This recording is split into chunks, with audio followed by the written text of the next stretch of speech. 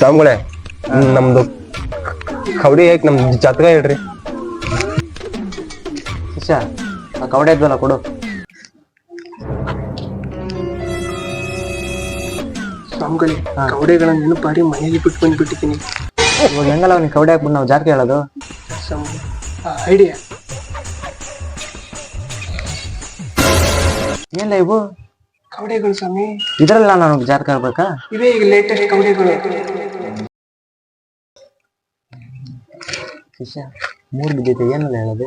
ಅಷ್ಟು ಬರ್ತದೆ ಸ್ವಾಮಿ. ನಿಮ್ ಬಾಸ್ ಕಿಚ್ಚೆ ಸುದೀಪ್ ಇಂದ ವಿಷ್ಣುವರ್ಧನ್ ಸಿನಿಮಾ ಇಲ್ವಾ, ಅದರದ್ದೇ ಒಂದು ಎಲ್ಲ ಕೇಳಿ.